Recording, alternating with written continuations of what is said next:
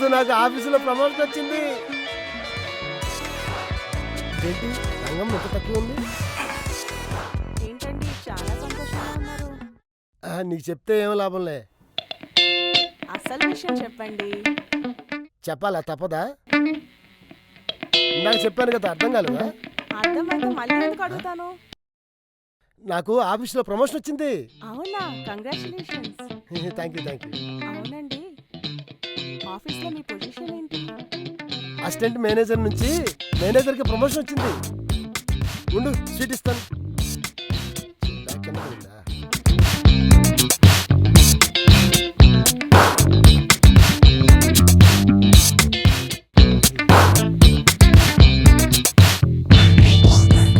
జీతము 50,000 వస్తాయా? 50,000 అంటే నెలకి 1 lakh వరకు వస్తుంది. ఇప్పుడు నువ్వు రాణిలా ఉన్నావు, నాకు జీతం అందాక మహారాణిలా బతుకుతావు. అది నిజమే అనుకోండి. హాయ్ బంగారం. రంగమ్మ ఇప్పుడు ఇక్కడే ఉండాలి కదా, ఎటు వెళ్ళింది? ఈ ఆనంద సమయంలో దాని గురించి మాట్లాడుకోవడం అవసరమా? ఎంతైనా మంది పని మంచి కదా, తనకు సీట్ ఇద్దామని. నీ ఇష్టం వచ్చినట్టు చెయ్యి. దానికి చూడకుండా ఒక నిమిషం కూడా ఉండలేమని అర్థమవుతుంది. మొన్నటికి మొన్న నా చెల్లి వస్తే దాన్ని గోకడానికి ట్రై చేశావు. అది తెలియంది కాబట్టి అర్థం చేసుకొని వెళ్ళిపోయింది.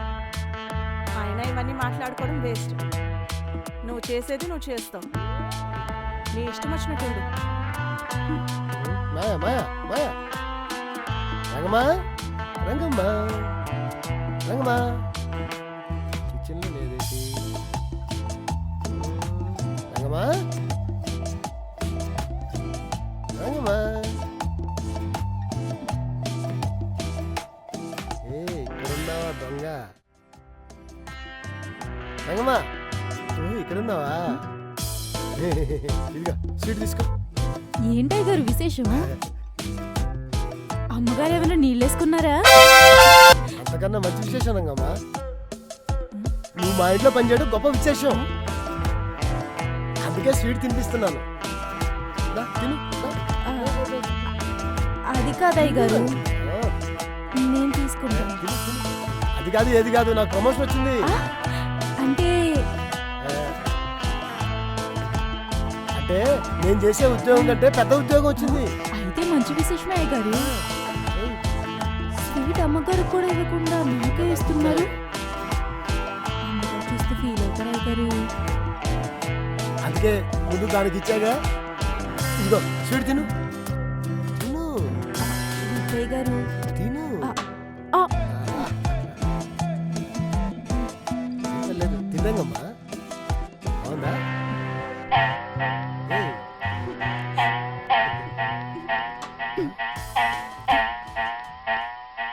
మా వాళ్ళు కూడా ఇంత ప్రేమగా ఎప్పుడు చూసుకోలేదయ్య గారు. మీరు చాలా ప్రేమగా చూసుకుంటున్నారు. నువ్వు ఈ ఇంట్లో పని మనిషి మాత్రం అనుకుంటున్నావు, నేను మాత్రం మా ఇంటి మనిషిలా చూసుకుంటా. ఏడవమ్మా, నీకు ఎప్పుడేం కావాలన్నా నేను చూసుకుంటా.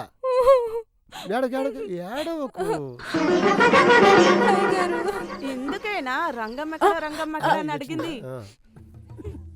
ఇంట్లో పెళ్ళాం ఏడిస్తే ఓదార్చడం రాదు గాని పని మనిషి మాత్రం బాగా ఓదార్స్తారు. అది రంగమ్మ ఏడుస్తుంటే ఓదార్స్తున్నాను అంతే. నాకు మీ ఇద్దరు తప్ప ఎవరున్నారు చెప్పు బంగారం?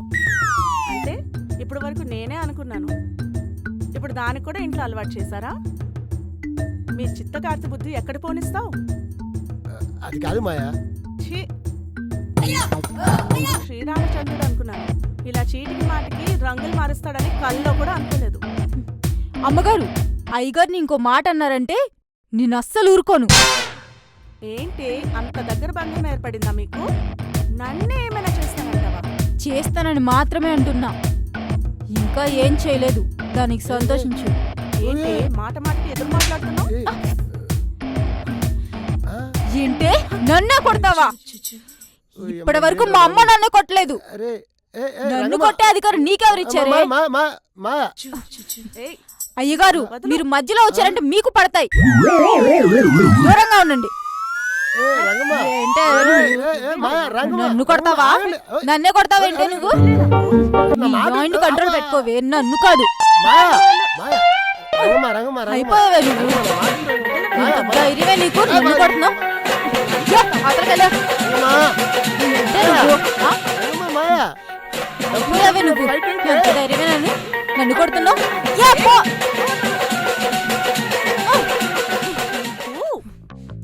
నీకుండే నేను చెప్తా ఆ? ఏంటే అయిపోయావే నువ్వు ఉ. ఏ, పోండి గారు ఏంటే నువ్వు చెప్పు ఆ, ఏయ్, ఏయ్. రైటు చెప్పవే ఏంటే నీ బాధ ఆ? నీ మొగుడిని కంట్రోల్ పెట్టుకోకుండా నన్ను కొట్టుకొని అంటున్నావు ఎవరు మిగిలితే వాళ్ళు రండి. నన్ను కొడతావేంటే ఏంటో నాకు అస్సలు అర్థం కావట్లేదు. అయిపోయావే నువ్వు అసలు నన్ను ఎలా కొడతావే చావుకి ఆ? వచ్చేట్టుంది. ఆ?